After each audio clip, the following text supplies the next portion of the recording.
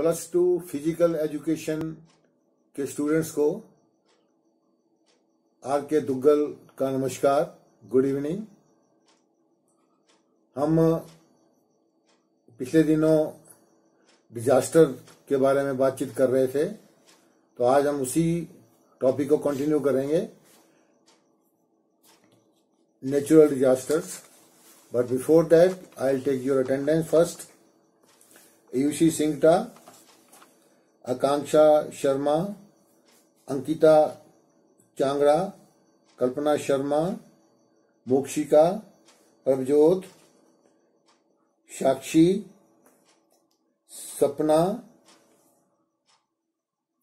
Shreshtha Rana, साबिका Ali, Swati Bhardwaj, Amarpreet, Himanshu Saini, Manish Kumar, Nitesh Dubey, Saurabh Rana, Sushant, Lakhan, Nilesh and Vivek Sharma. Out of these students, Sakshi has not responded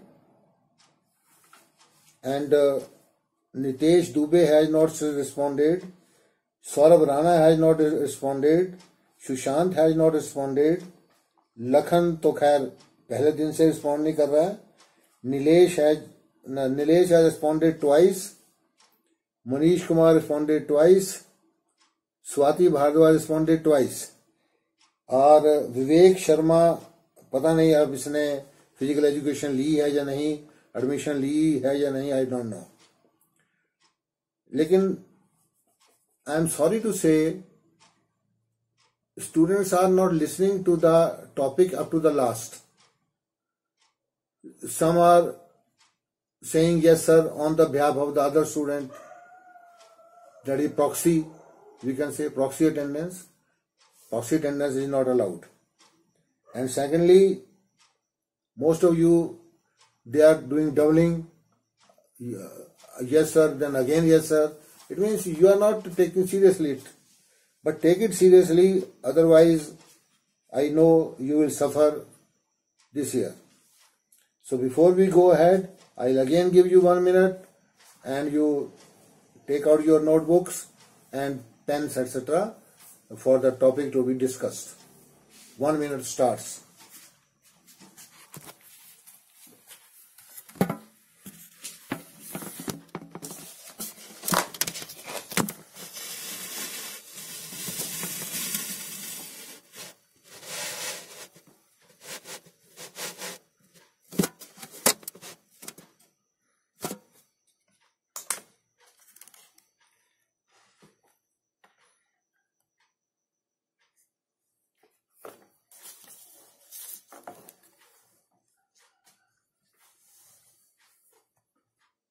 So students, let us start now. We were doing disasters and I told you that disasters are of two types, natural disasters and man-made disasters. Natural disasters we were discussing and we have done earthquake, flash floods, lightning, cloud bursting, landslide, drought and storm, or we can say strong winds. Now we will move on to the cyclone. What is cyclone? And then we will do tsunami. Let us now discuss cyclone today. Cyclone. What is cyclone? Cyclone, you can read here, these are strong winds flowing spirally inwards towards a center of low barometric pressure. ये centre की तरफ आती हैं बाहर से, strong winds होती हैं, spirally होती हैं, जस्ट लाइक ए स्पाइरल, जैसे स्प्रिंग होता है ऐसे स्प्रिंग, स्पाइरली इनवर्ड्स अंदर की ओर, towards a centre of low barometric pressure, जहां प्रेशर कम होता है एयर का, वहां की ओर ये एयर जो है आ जाती है। और स्पीड जो है साइक्लोन की अप्रोक्सीमेटली कितनी होती है, 120 kilometre per hour, 120 kilometre per hour के करीब स्पीड होती है इसकी। And it's circumference can be between 300 to 500 kilometres. Circumference जो है 300 to 500 किलोमीटर तक फैल जाती है एयर जो है इसमें। Pressure in the centre is less and more in outside areas, जैसा कि मैंने कहा आपको, it is less inside and more outside. Due to cyclone क्या होता है, हॉट एयर ऊपर उठती है पहले एंड आफ्टर बिकमिंग कोल्ड फिर ये हैवी रेन में कन्वर्ट हो जाती है। क्या होता है, ड्यू टू साइक्लोन क्या होता है, hot air rises up and after becoming cold turns into heavy rain, और ड्यू टू हैवी रेन क्या होता है, there are floods, naturally flood होंगे, which can cause loss to human life and property. Cyclone rotates clockwise in the southern hemisphere and anti clockwise in the northern hemisphere. Earth के दो hemisphere होते हैं, एक northern एक southern. हम northern hemisphere में रहते हैं, इंडिया नॉर्दर्न हेमिस्फीयर में है। सो जो साउदर्न हेमिस्फीयर में है तो उसमें एंटी क्लॉकवाइज चलेगा साइक्लोन, और नॉर्दर्न में क्या होगा, it was anti clockwise, sorry northern anti clockwise, and southern में क्या होगा, it will B clockwise. I will show you the diagram like this. This is cyclone, or like this. It is our hemisphere, northern hemisphere. It is going like this. What is this? This is anti-clockwise, clock se ulta, and clockwise in the southern hemisphere. Southern hemisphere में just like a clock, it is clockwise. और ये low pressure है inside और outside high pressure, and a large area is covered air. So this is the cyclone.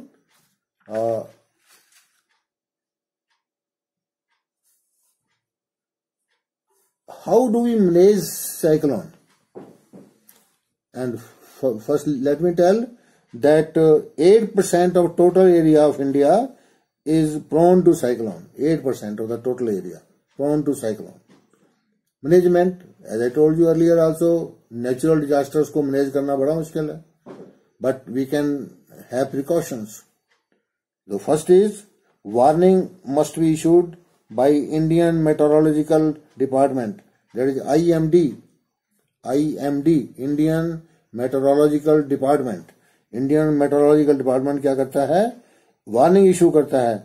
ये nodal agency है for early warning के लिए, cyclone की और फ्लड्स के लिए। There are we can say national guidelines बनी हुई है साइक्लोन के लिए by national disaster management. IMD ने एक गाइडलाइंस बनाई हुई हैं, उन गाइडलाइंस को फॉलो करना चाहिए whenever there is a cyclone. Wear strong shoes and tough clothing. Strong shoes डालिए, tough clothing डालिए, ताकि नुकसान ना हो एकदम से आपका, जब भी साइक्लोन आए तो आप बच सकें। Lock doors and turn off power, gas, water. दरवाजे बंद कर दो, अंदर चले जाओ। पावर को बंद कर दो, गैस को बंद कर दो, वाटर को बंद कर दो। और जब साइक्लोन चला जाए एकदम से बाहर मत जाइएगा। Contact the insurance company for help. Insurance company को हेल्प के लिए बुलाओ इफ इंश्योर्ड, अगर आपने इंश्योरेंस करा रखी है पहले। Make a list of damaged items, damaged items की लिस्ट बना करके वो भी दो उसको इंश्योरेंस कंपनी को, so that you can get some money और compensation. After the cyclone, the last we will study about disaster. This is cyclone, drought, storms, cyclone, and last is tsunami.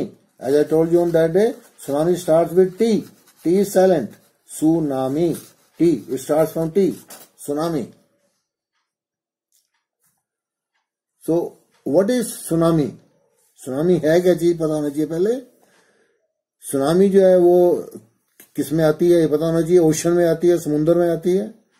Tsunami क्या होती है, series of waves हैं, एक के बाद एक waves आती हैं, strong waves in A water body. Water body generally से ओशन होता है, caused by the displacement of large volume of water, large volume of water है वो उससे कॉज होता है, ये उससे बनता है, डिस्प्लेसमेंट होती है और लार्ज वॉल्यूम ऑफ वाटर जो है वो इधर उधर जाता है, दैट इज कॉल्ड सुनामी।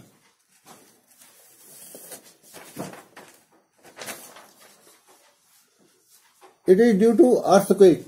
क्यों होता है सुनामी? अर्थक्वेक, या तो अर्थक्वेक आ जाए या फिर under water volcano eruption. Volcano क्या होता है आपको पता ही है, ज्वालामुखी, ज्वालामुखी का फूटना अंडर वाटर, पानी के अंदर ज्वालामुखी फूट जाता है, अंडर वाटर वॉल्केनिक इरप्शन, एकदम से इस इरप्शन के कारण भी पानी हिलता है इधर उधर और वो सुनामी बन जाता है। Tsunami is very destructive, water can go up to 100 feet high, 100 foot ऊंचा चला जाता है पानी, डिपेंड्स अपॉन डेप्थ, कितना समुद्र की डेप्थ है उस पर डिपेंड करता है, और 100 फुट तक ऊंचा चला जाता है। Very destructive, can be predicted, लेकिन इसको थोड़ा प्रेडिक्ट कर सकते हैं, लेकिन बहुत पहले नहीं। थ्रू सैटेलाइट जो है वो देख लेते हैं सुनामी को, कि सुनामी चल पड़ा है यहां से, it will reach that position at that time, तो पहले से बता सकते हैं वो। तो जो भी सैटेलाइट ऊपर से पास कर रहा होगा उसको सिग्नल मिल जाते हैं। अब इसका मैनेजमेंट, अगेन मैं वही कहूंगा फिर बात कि मैनेजमेंट नहीं हो सकता, लेकिन we can be alert, we can take some precautions. तो पहला क्या है, be alert to signals of tsunami and warnings by the ocean department. Ocean department warnings देगा, सिग्नल्स देगा, क्योंकि उन्होंने देख लिया होता है थ्रू सैटेलाइट कि अब सुनामी आने वाला है। If we are under tsunami warning, then we must listen to that warning. Protect from an earthquake using earthquake precautions. सबसे पहले तो अर्थक्वेक में जो पड़ा था आपने प्रिकॉशंस ली हैं, यहां भी वही प्रिकॉशंस लें। मूव टुवर्ड्स इनलैंड, इनलैंड की तरफ को चलो, अंदर की ओर, समुद्र से बाहर की ओर निकलो, दौड़ो फटाफट, जितनी दूर जा सकते हैं, वार्निंग मिल चुकी है आपको। And run away from the ocean towards the inland and at a higher place if possible. अगर कोई हायर प्लेस मिल जाए तो वहां पर चढ़ जाएं, ताकि अगर सुनामी कम है तो your life will be saved. Listen to emergency information and alerts.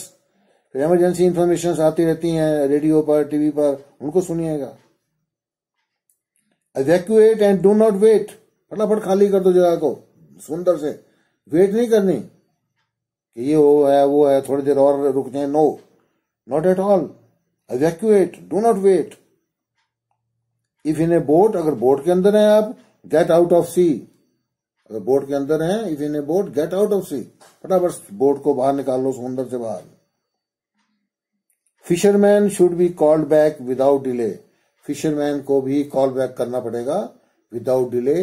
वो बेचारे गरीब आदमी हैं, वो अपने बोट लेकर जाते हैं फिशिंग के लिए, कि ऐसा ना उनको पता ही ना लगा हो, तो कॉल देम बैक, जैसा भी हो सके, सायरन के द्वारा, may be with your sound, आवाज के द्वारा उनको वापस बुलाओ, तो ये सुनामी जो है वो उससे बच सकते हैं थोड़ा। तो सुनामी है ये। Then we have man made disasters, these were the natural disasters, then we have man made disasters, we will do some of them today and some tomorrow. Nuclear atomic hazards, एक तो nuclear hazards या atomic hazards कहते हैं आप उसको। Industrial leakage and accidents, industrial leakage हो जाती है, एक्सीडेंट्स हो जाते हैं। फॉरेस्ट फायर, एपिडेमिक्स, मैंने थोड़ा इसको शॉर्टकट किया है, पहले ज्यादा लिखा था मैंने, लेकिन शॉर्टकट मिक्स कर दिए हैं 2-3, क्योंकि इतना डिटेल में नहीं हम जा सकते। फॉरेस्ट फायर, एपिडेमिक्स, कौन कौन से एपिडेमिक्स हैं आपको पता है। कोविड 2019 आजकल चला है, स्वाइन फ्लू है, कई बार बीच में आ जाता है। Roof collapsing, bridge collapsing, road accidents. Then we have terrorist activities and communal riots, and then last we have hacking of social sites. So let us start from nuclear and atomic hazards. These are man-made disasters. nuclear and atomic hazards. Man has made the, we can say, atomic reactors, atomic bombs, etc.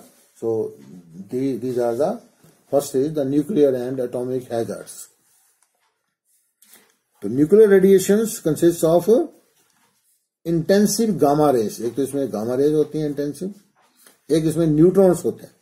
Intensive gamma rays and neutrons ये कहाँ आते हैं? They are produced during the first minute after the explosion. जब भी कभी explosion होता है nuclear या एटॉमिक एक्सप्लोजन होता है वी कैन से, तो पहले मिनट में ये बन जाते हैं दोनों, गामा रेज और neutrons. These radiations are risky, very risky and dangerous to human health and the environment. सारा environment खराब हो जाता है, dangerous है ये। These are called nuclear hazards भी कहते हैं, इसीलिए इनको hazards. These hazards also take place when, कब? जब रेडियो एक्टिव मटेरियल जो है at a nuclear power plant पर उसको एक जगह से दूसरी जगह ले जाया जा रहा होता है, तो इन बिटवीन हो सकता है कोई एक्सीडेंट हो जाए।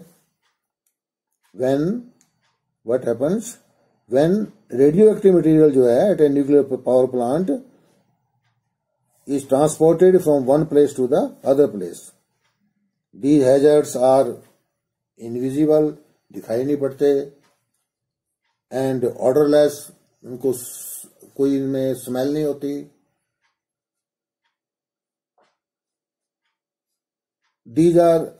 These can cause many health hazards.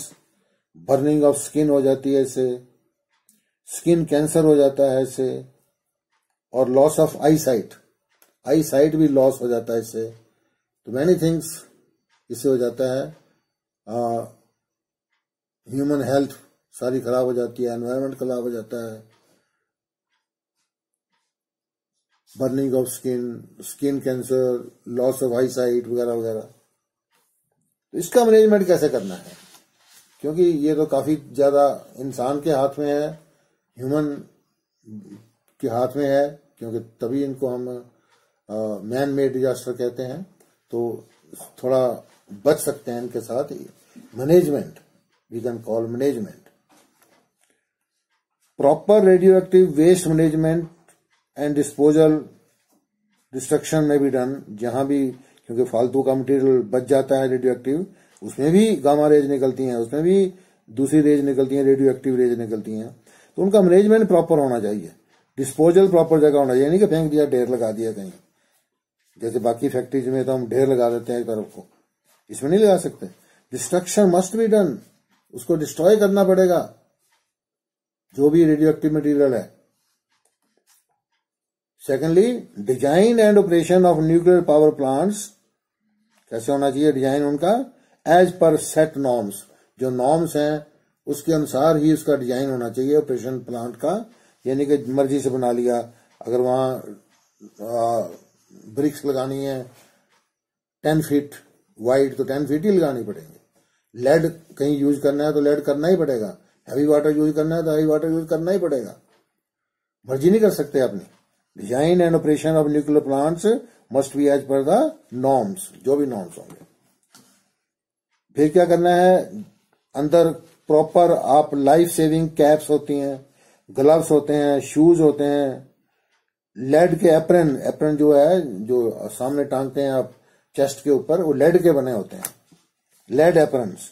जैसे केमिकल लैब, केमिस्ट्री लैब में काम करें तो वो तो कपड़े का ही बन जाता है एप्रन, लेकिन न्यूक्लियर रिएक्टर्स में, एटॉमिक रिएक्टर्स में लेड एप्रन्स होते हैं for all workers. Workers of the plant must be educated, education देनी पड़ेगी वर्कर्स को, प्लांट्स के वर्कर को, ताकि उनको पता रहे कि कहां पर क्या नुकसान होता है, उनको पूरी एजुकेशन देनी चाहिए। These plants should be constructed far away from the residential area और वाटर रिसोर्सेज, वाटर बॉडीज हैं, वाटर रिसोर्सेज हैं, उनके पास नहीं होना चाहिए प्लांट ये कोई भी। ये should be away from it, and living area से तो खास तौर पर दूर होना चाहिए, अदरवाइज तो नुकसान हो जाएगा। सो nuclear and atomic hazards man made disaster का पहला पॉइंट था ये। Second will be now industrial leakage and accidents. industrial leakage and accidents. First is nuclear and atomic hazard. Second is industrial leakage and accidents. Industrial leakage, industry में leakage हो जाती है gas की और एक्सीडेंट हो जाते हैं कई, तो उसको क्या चीज है? इंडस्ट्रियल लीकेज, गैस लीकेज हो जाती है. समटाइम्स इन मैनी इंडस्ट्रीज क्या होता है, गैस लीकेज टेक्स प्लेस. तो क्यों होती है? ड्यू टू सम रीजन और द अदर. कोई एक्सीडेंट भी हो सकता है, कोई पाइप फट सकती है. तो gas leakage, very poisonous gases जो है वो बाहर निकलेंगी. उससे क्या हो सकता है? फेंट हो सकता है आदमी, गिडीनेस हो सकती है. Sometimes it causes fire and cause injuries to many, क्योंकि कई गैसें ऐसी होती हैं जो बर्न कर देती हैं, आग लग जाती है उसमें. तो उससे क्या होगा? बहुत से वर्कर्स की लाइफ खत्म हो जाती है, और वर्कर तो छोड़िए, पर आसपास के लोगों की लाइफ भी खत्म हो जाती है. प्योर मीथेन कई बार माइंस के अंदर निकल आती है, जो कि बहुत पॉइजनस है. तो समटाइम्स प्योर मीथेन जो है क्या करती है, inside mines kills many persons. और नेचुरल गैस जो है, जो घर में आप यूज करते हैं आजकल, एलपीजी बोलते हैं जिसको आप, गैस फेड थ्रू पाइप्स. आजकल अभी तो फिलहाल हिमाचल में मोस्टली सिलेंडर्स हैं, लेकिन बड़े बड़े जो सिटीज हैं उसमें पाइप्स के थ्रू गैस आती है किचन में. सो these are fed through pipes into residential buildings, kitchens and hotels वगैरह वगैरह. They can cause accident. Leakage हो जाए तो एक्सीडेंट हो जाता है. लेकिन अगर हम इसका इंस्टॉलेशन प्रॉपर कर लें, यूज प्रॉपरली करें, प्रिकॉशंस रखें, ध्यान रखें गैस का, नेचुरल गैस का, then it is safe and convenient. तो बहुत ज्यादा अच्छा है, सेफ है, कन्वीनियंट है, कहीं भी यूज हम इसको कर सकते हैं. लेकिन अगर थोड़ा भी लापरवाही करेंगे, थोड़ा भी हम ध्यान नहीं देंगे इसकी और, we will not, then it will be risky. Fire हो सकती है, एक्सप्लोजन हो सकता है. जो इम्पोर्टेंट आज तक एक्सीडेंट्स हुए हैं, 1984 में भोपाल कांड आपने सुना होगा, भोपाल डिजास्टर. उसमें क्या निकला था? मिथाइल आइसोसाइनेट गैस निकली थी. 2020 में अभी अभी होकर हटा है विशाखापट्टनम में केमिकल लीकेज, विशाखापट्टनम. इसमें भी काफी लोगों को नुकसान हुआ. जून 2014 में हुआ था गेल. गेल एक वर्ड है, शॉर्टकट है, ये शॉर्ट नेम है, gas authority of India limited. India की गैस अथॉरिटी की वो लिमिटेड है. वहां पर एक बार क्या हुआ था, गैस लीकेज हो गई थी. 2017 में दिल्ली गैस लीकेज हुई थी. 470 बच्चे स्कूल के अफेक्ट हो गए थे उसमें. इसको मैनेजमेंट कैसे करेंगे? हम जो भी गैस होती है आपकी, जो एलपीजी होती है, उसमें हम क्या डालते हैं? मिथाइल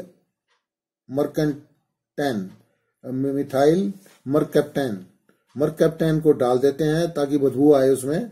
उसमें H2S जैसी बदबू आती है, रोटन एक्स जैसी बदबू आती है उस गैस में. तो हम बच सकते हैं. कभी भी लीकेज हो तो पता लग जाएगा कि गैस की लीकेज हो रही है.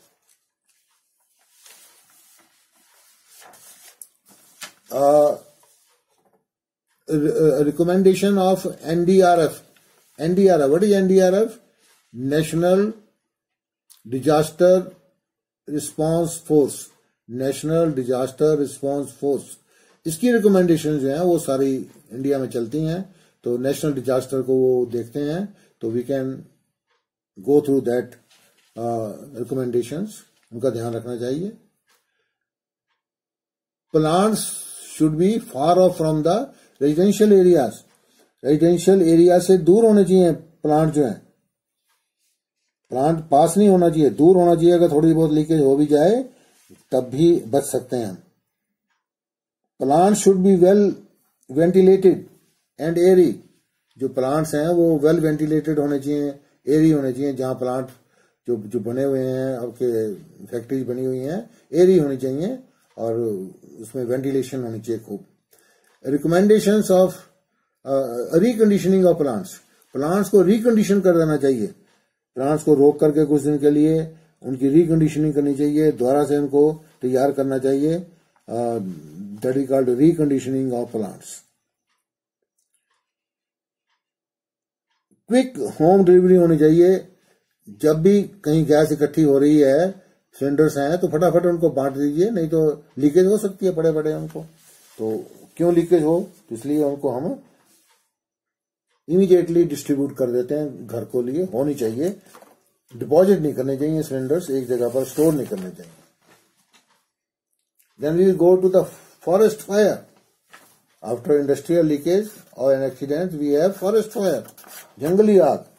जंगल में आग लगना एक बड़ा नुकसानदायक होता है। और क्यों लगती है जंगल में आग? इलेक्ट्रिक स्पार्क हो सकता है, कहीं भी इलेक्ट्रिकल वायर्स जा रही हैं फॉरेस्ट के थ्रू, उसमें स्पार्क हो जाता है। पीपल जो है वो नेग्लिजेंट हो जाते हैं जो उसके थ्रू पास कर रहे हैं फॉरेस्ट में से। एक तो वो क्या करते हैं, स्मोकिंग करते हैं, सिगरेट बीड़ी पीते हैं, फेंक देते हैं इधर उधर, उससे भी आग लग सकती है। जंगल में बैठ जाते हैं, कैंप फायर लगा लेते हैं सर्दियों में सेकने के लिए, बैठने के लिए, और उठ के चल पड़ते हैं। दे डोंट एक्सटिंग्विश इट, उसको बुझाते नहीं है। They prepare lunch during journey और पिकनिक मना ली, जर्नी के जा रहे हैं बीच में से कहीं लंच तैयार कर लिया, कहीं गर्म कर लिया, लकड़ी की जरूरत इकट्ठी करी, तो उससे भी नुकसान हो जाता है, आग लग जाती है। ड्राई ग्रास, जो सूखा घास है, उसको जला देते हैं लोग। क्यों जलाते हैं उसको? ताकि कंपोस्ट बन जाए, उसकी मैन्योर बन जाए, और दोबारा से अगली बार जो है बहुत अच्छा घास पैदा हो। तो इसलिए अपने जानवरों के लिए वो चाहते हैं जो पुराना घास है उसको जला देते हैं कई बार। Forest fire is very harmful. काहे के लिए?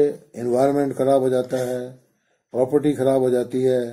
अगर पाइन ट्रीज हैं तो रेजिन खत्म हो जाता है, फ्यूल वुड खत्म हो जाती है, टिम्बर वुड खत्म हो जाती है, हमें जरूरत रहती है लकड़ी की, मिलती नहीं लकड़ी, कोई कॉस्टली बहुत मिल रही है, तो डिस्ट्रॉय हो जाए तो और भी नुकसान हो गया। एनिमल लाइफ तो बिल्कुल ही ज्यादा खत्म हो जाती है, क्योंकि एनिमल बेचारे बच भी नहीं सकते, भाग नहीं सकते। इंसान तो फिर भी थोड़ी बहुत दिमाग लगा करके बच जाएगा, पेड़ पर चढ़ जाएगा, या हो सकता है जंप लगा जाए कहीं पर, but animals they can not, they die.